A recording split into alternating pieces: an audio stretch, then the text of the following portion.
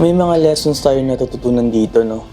Like, sacrifice for our family, pero kailangan huwag natin gawin pag hindi maganda, hindi masama. And ito, battered wife or girlfriend. Manloloko talaga itong lalaki na to eh. Marunong,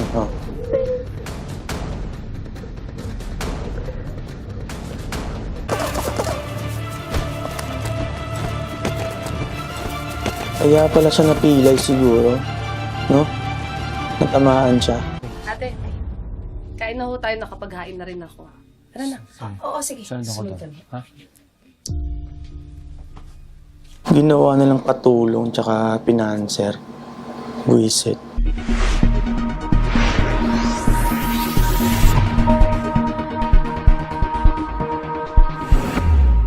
Ayan, hello guys. Thank you so much for being here. Welcome back to my channel. Today is another day for us to react to Black Rider and episode 11 na tayo. Nakaka-excite na yung mga kaganapan. So, panoorin na natin. Ay, na ba ako sumisigaw sa labas? Ano yung ginaarte mo? Ha? Ano yung inaarte mo? Humingi akong 200. Hoy! Yan! Diyan ka magaling, manghingi na manghingi. Ba't hindi ka magtrabaho? Ba't di ka magtrabaho? 200 lang? Napakadamot mo? Di ba marami kang tip galing sa customer? Ba't tayo mo magbigay? Ha? Kala mo di ko alam kung saan mo tinatago yung pera mo, ha? Okay na. Ha? Okay na! Ano ba yan? Hoy! Anong iya ka talaga? Halika dito, ha? Walang iya ka talaga. Ikaw ang may atraso sa akin, di ba? Ikaw may atraso ng babae ka, Hector! Kapal na mukha mo! Tumahimik ka, Lechi ka!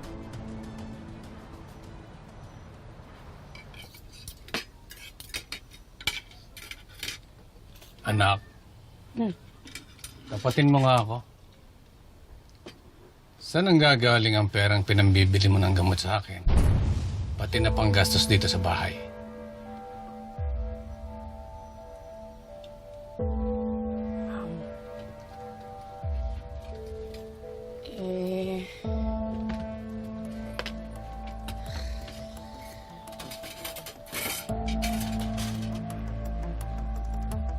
Nagra-racket po, tay. Racket ng pagnenenok.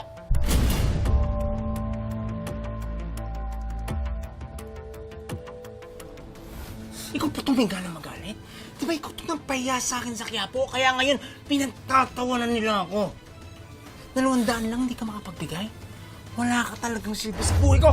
Buisit! Ikaw ang bisit, Hector! Ikaw ang bisit! Tagal kong tines nito! Tapos ikaw pa may ganang mambabae? Ha? Halika dito, halika dito, halika dito, ha? Halika dito, halika dito, ha? Ikaw itong laging nasa labas, ha? Hindi mo kayo nabigyan ng oras eh. Naasikaso mo ba ako? Ha? Naasikaso mo ako? Ha? Lalaki ako, ha? May pangangailangan ako, Leche! Bakit ako nasa labas? Hector, bakit ako nasa labas?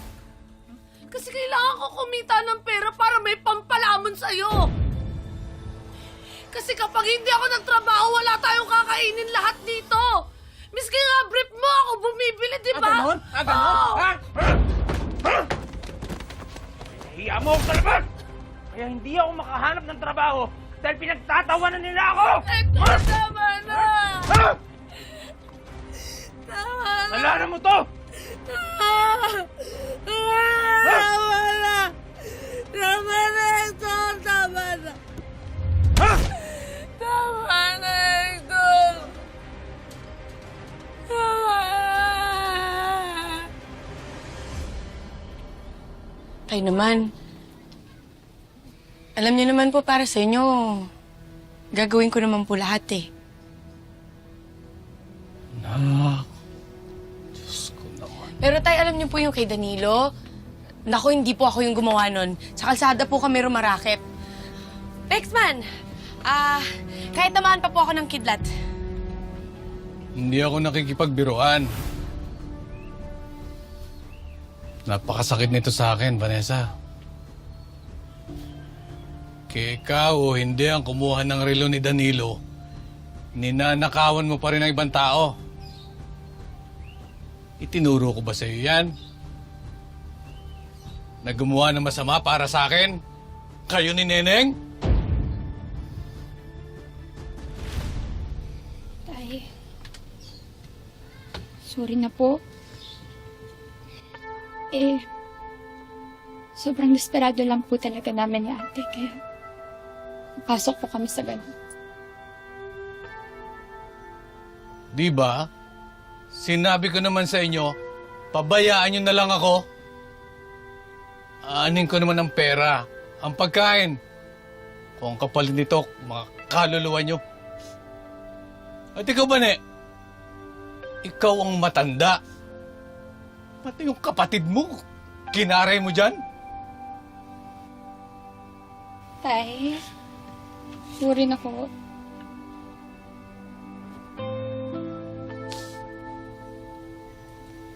Tay, pasensya na po kayo. Naipit lang po talaga kami. Para po naman sa inyo yun, Tay. Di ko po kayo kayang pabayaan. Sorry po.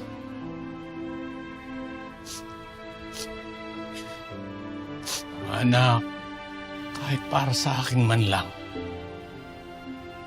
tigilan nyo na to. Pangako nyo. Pangako nyo.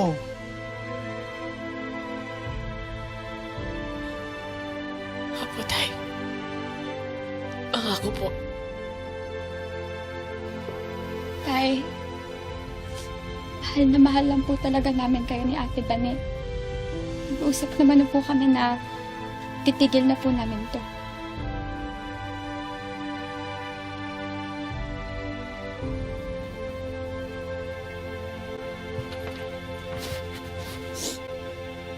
May mga lessons tayo natututunan dito, no? Like, sacrifice for our family, pero kailangan huwag natin gawin pag hindi maganda, hindi masama. And ito, battered wife or girlfriend. Kaya kitang palitan! Ano ba kayo? Itigil nyo na kayo. Wala na kayong ginawa kundi mag-aaway dalawa. Yan, nakita mo yan kung paano kong pinahiyan yan. Yan ang sisihin mo. Ha? Yung bastos to? Buisit na buhay talaga to, oh. Tandaan nyo ha, pamamahay ko to. Nakikitira lang kayo dito. Puro na lang perwisyo ang bigay nyo sa akin. Tinarnan ako yung inano. Tinama naman yung kapatid mo. Wag puro ako. Niloko ako ng kapatid mo. Puro pang babae lang ang alam. O sige, andun na ako. Nagbabae siya. Eh lalaki yan, ano bang mawawala dyan? Hindi ba ikaw naman ang inuuwian? Bakit naka-arte-arte mo? Eh bakit hindi mo nalang pagsabihan si Hector? O kaya itali mo siya sa loob ng bahay ko hanggat gusto mo. Baka peste kayo!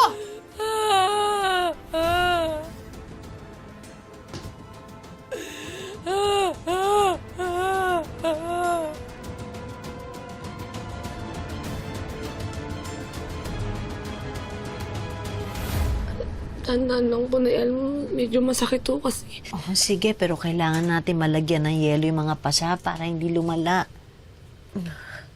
Makeup at foundation lang po yan. Hindi nakuhala tayo na yan. Okay na ako siguro to. Alam mo, Pretty, hindi ko maintindihan. Bakit ka pumapayag na ginagawa yan sa'yo ni Hector? Noong una naman ho, kasi mabait naman ho talaga si Hector eh. Kaya nga ho ako pumayag na makisama sa kanya sa isang bahay. Nabarkada lang ho talaga, kaya pag nalalasing, nag-iiba po yung ugali. Hindi ko po alam bakit eh. Kaya tinitiis mo lahat. May panahon pa. Isipin mo naman ang sarili mo. Hindi pa huli ang lahat. Pwede ka pang umalis. Huwag mong sayangin ang buhay mo sa kanya. Tama si nanay. Ang mga babae hindi dapat sinasaktan ng mga lalaki. Dahil ang mga babae dapat minamahal, nire-respeto, ginagawang katuwang sa buhay, hindi inaalipust at minamaliit. Lagi mong tatandaan yan, Pretty. Salamat, Elias, ha. Salamat na Alma. Elias, sana kagaya mo na lang si Hector, no? Sana, ganyan na lang din mag-isip si Hector. Pretty, maganda ka, madiskarte. Kaya mong tumayo sa sarili mong paa, hindi mo siya kailangan. Yan, wala na ho akong mapupuntahan. Wala na po akong magulang. Pati na pong pamilya ko. Pag umuwi naman ho ako ng probinsya, baon po kami sa utang dun eh. Baka ako pa ho singilin, wala akong pera. Manicure, pedicure lang pong kaya kong trabaho ngayon. Hindi rin ho ako nakapagtapos ng pag-aaral ko. Kahit high school ho, hindi ko ho natapos. Kaya ka nagtitiis kay Hector. Eh kung gusto mo, dumito ka na lang. Maliit lang ang bahay namin, pero kesa naman ganyan ang ginagawa sa'yo ni Hector. Salamat na Alma. Salamat, Enes. Kayo lang talaga yung kakampi ko dito sa barangay. Salamat. Hinaminom ka mo ng tubig. Nay, mauna na po ako ha. Alis na po ako. Pretty.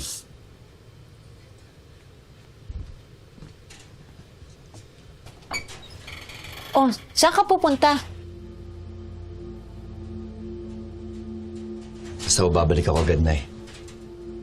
Mag-ingat ka. Ha?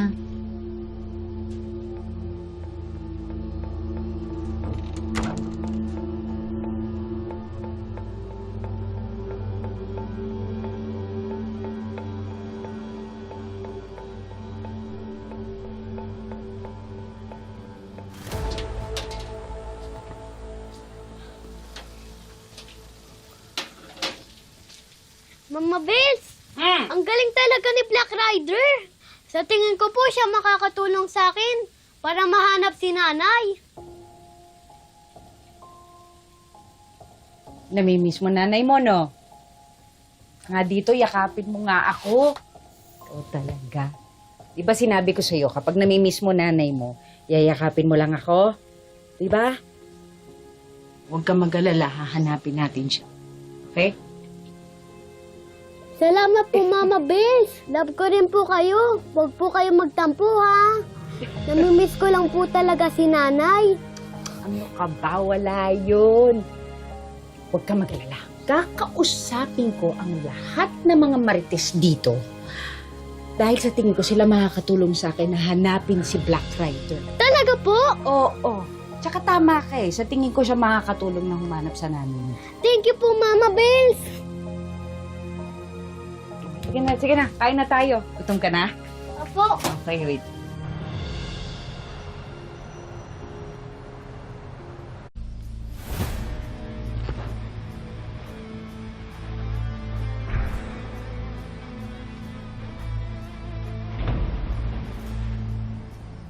Kilala kita.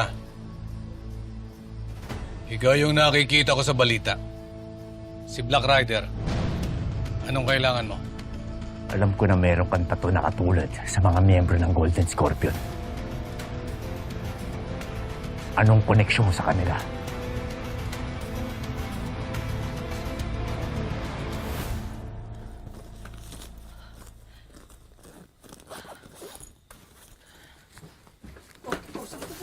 Naku, maghiwalay na tayo, Hector. Ayoko na sa'yo. Ayoko na talaga. Teka lang. Ano ba? Hector, ayoko na. Please, ayoko na talaga, Hector. Huwag mo akong iwan, please. Hindi ko kayang mawala ka sa buhay ko. Hector, Please, please, ayoko na. Maghiwalay na tayo. Sawang-sawa na ako, Hector. Maawa ka naman sa akin. Pagod na ako sa lahat ng panloloko mo. Pananakit mo sa akin. Hindi ko na kaya, Hector. Please lang. Hindi ko na gagawin yan. Hindi na kita sasaktan. Magbabago na ako. Maniwala ka sa akin. Please. Ayoko na, Hector. Narinig ko na yan Pretty. eh. Ayoko na, Hector.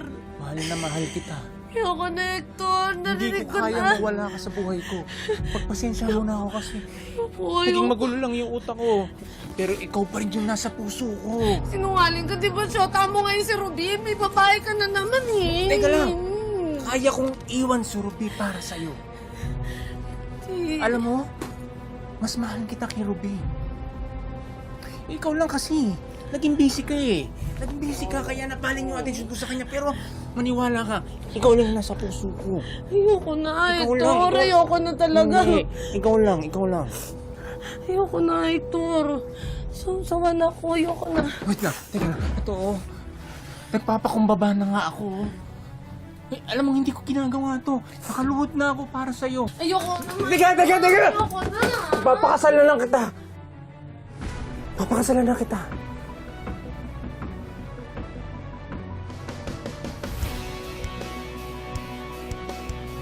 Ha? Kasalan mo ko. Oo. Papakasalan kita. Hayaan mo lang muna ako mag-ipon, maghanap ng trabaho, tapos pakakasalan kita sa lalong madaling panahon.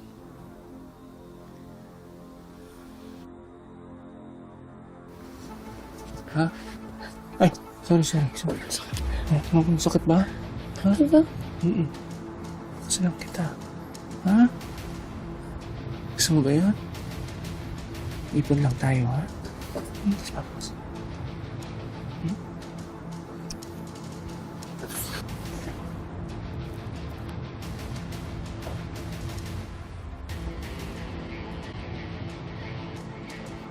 Manluloko talaga itong lalaki na to eh. Marunong, ha?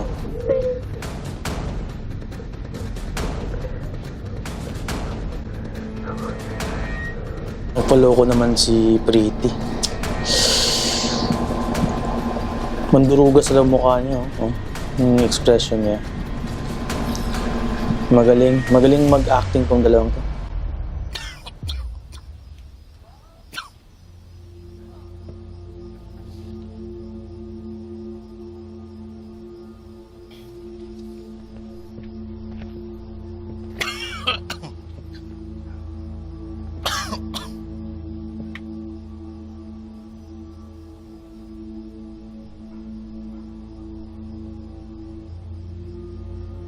Hindi ko alam ang sinasabi mo. Alam ko kung ano ibig sabihin ng tattoo mo.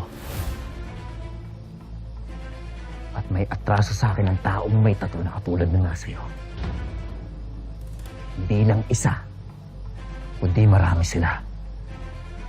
Kaya sabihin mo sa akin ngayon, miyembro ka ba ng Golden Scorpion?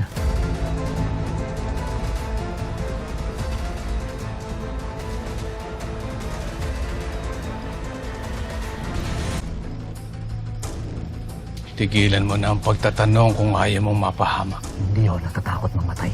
Minsan lang pinagtangka ng buhay ko. Pero nabuhay ako. Kaya hindi ako natatakot sa kanila. Hanggang ngayon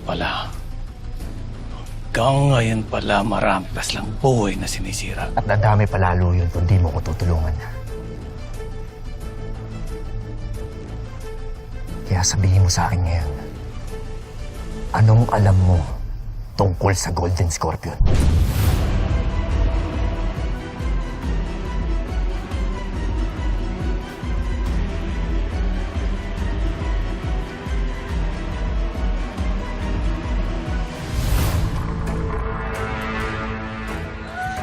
Isa ako sa mga tauhan ng Golden Scorpion noon.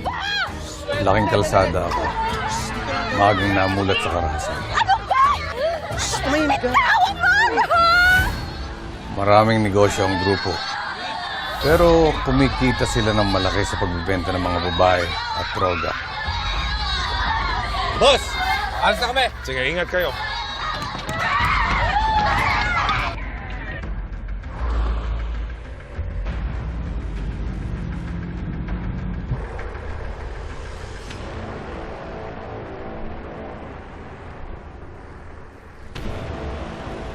Papunta na dyan ang container van ng Golden Scorpion.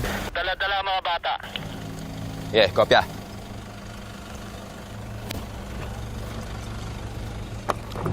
Oh, hagla na kayo ha. Nandiyan dyan na raw.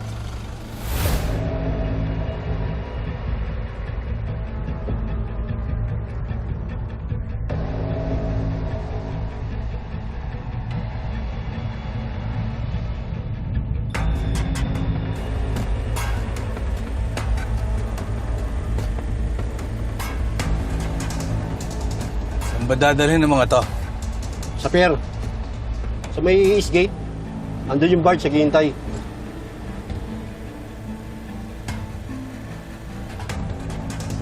Ba't ganyan timpla ng mukha mo? Huwag mo sabihin na kukonsensya ka.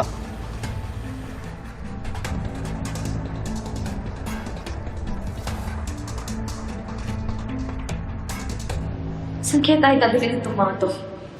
Hindi ko alam. Narinig ko siya, benta daw tayo sa mga foreigner eh.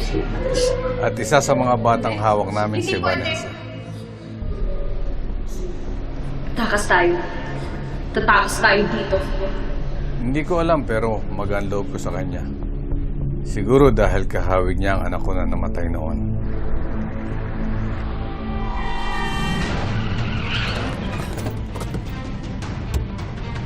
Baba!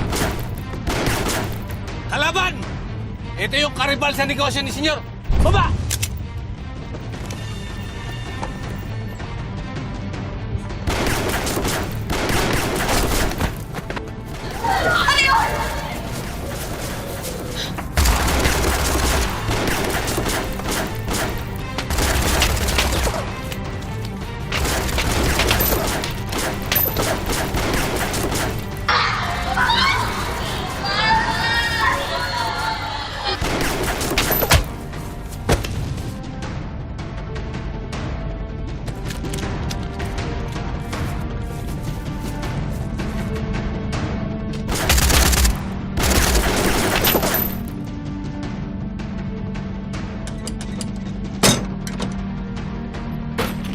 Ano bang hinihintay nyo? Baba! Bilis! Tumakas na kayo!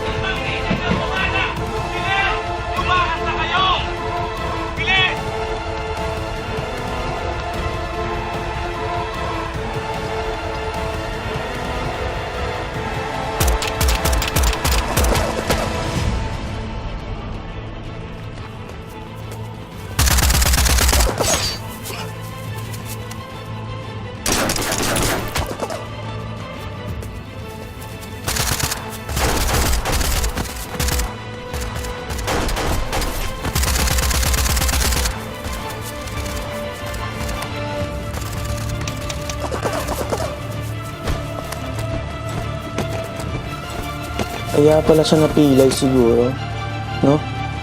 Natamaan siya.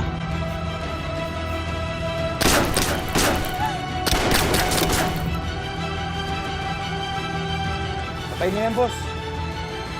Sige. Hanapin niyo isang babae nakatakas. Yung mga bangkay na nandun.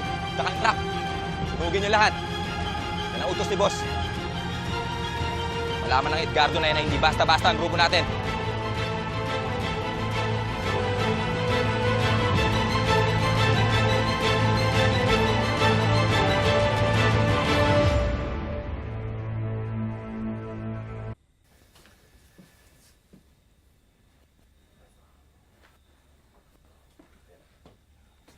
Babes, saan tubig? Kain na tayo. Thanks, si ate. Sige.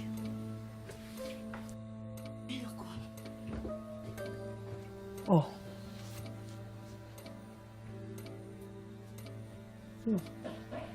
Oy. Ayos na kayo. Buti na lang talaga napigilan mong umalis yan si Pretty. Abay talagang hindi kita bubuhayin pag nilayasan ka niyan mo. Si ate talaga, narinig ko. Yan yan. Ay talaga. Akala mo ba nagbibiro ako? Abay yung tanda-tanda mo na. Alang naman palamunin kita. Maya ka naman dyan sa balat mo, no? Inalas lang ako. Babawi ako, ate. Babawi. Tigilan mo nga ako. Ikaw, kung nabibilog mo yung ulo ng tatanga-tangang Pretty na yan, ibahin mo ako. Alam ko, ni katiting walang butil ng kasibagan na dumadaloy dyan sa katawan mo. Abi, pasalamat ka na lang, mana ka sa akin. Pogi ka lang, kaya marami ka nabubulang babae. Ate, kain na ho tayo, nakapaghain na rin ako. Tara na. Oo, sige. Saan ako Sunod to? kami. Ha? Ginawa nilang katulong tsaka pinanser. Buisit. O O, di ba? Nabola mo na naman siya. Abay, kung tutusin, hindi ko naman talaga gusto yung babae niya. Eh, minahuhutot lang ako, kaya ako nagtitiis. Kaya kung ako sa'yo, bulahin mo lang ng bulahin para may bubuhay sa'yo. At syempre, maambunan ako ng grasya, no? Ano pa nga bang ginagawa ko, ate? Pinangakuhan ko na nga ng kasal para lang di lumayas eh. Ano? Tanga ka ba? Seryoso ka? Pakakasal ka talaga? Siyempre.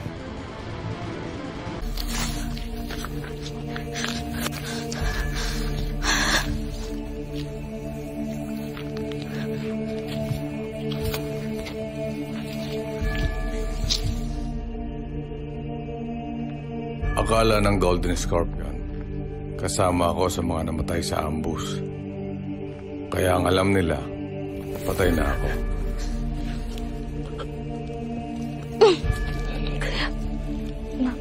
Manong, kuya.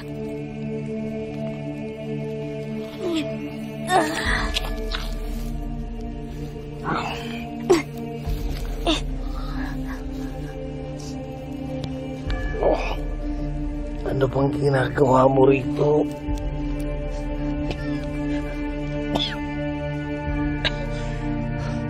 Balis ka na. Iligtas mo ang sarili mo. Pero may tama po kayo. Huwag mo akong intindihin. Umalis ka na. At huwag ka na babalik pa sa lugar na ito.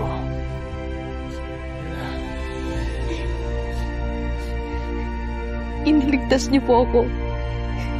Hindi po pwedeng iwan ko lang kayo dito. Alam ko pong hindi kayo kasing sama nila.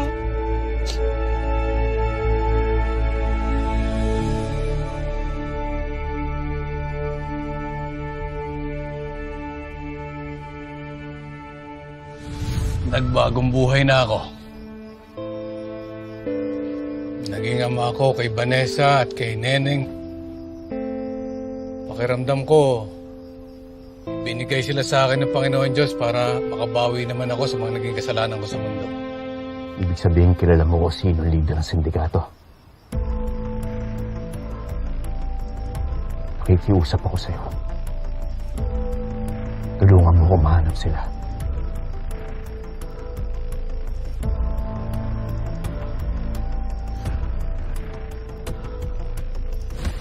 Nolan ang pangalan ng bossing namin. Pwede kong ituro sa'yo kung saan ang kuta nila. Pero yung mismong pinuno ng sindikato, kahit kailan, hindi ko pa nakaharap. Senyor ang tawag sa kanya.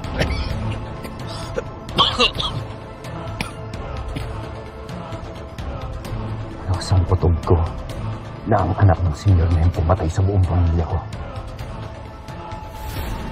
Magbabayad sila lahat sa akin.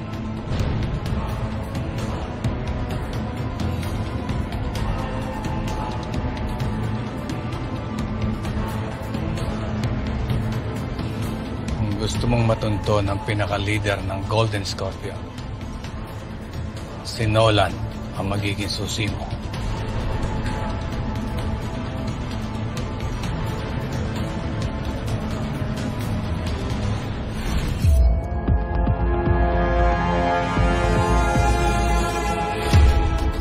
Tungkol sa CCTV.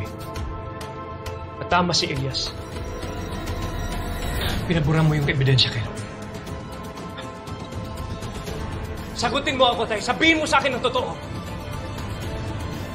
Pinagtakpan mo ba ang mga totoong kriminal sa likod ng Palangka Massacre? May shipment kayo ng mga babae kina Nolan. Buti pa dumiretso tayo doon.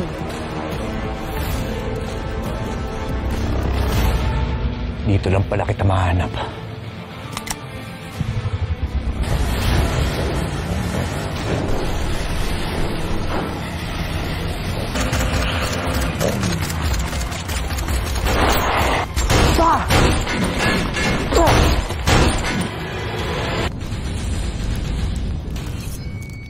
Grabe yung mga next na mga episodes for sure. Oh my gosh. Nang pa-exciting ang mga kaganapan. And of course, parang malapit na rin malaman ni Black Rider yung mga tao behind the killing of his family.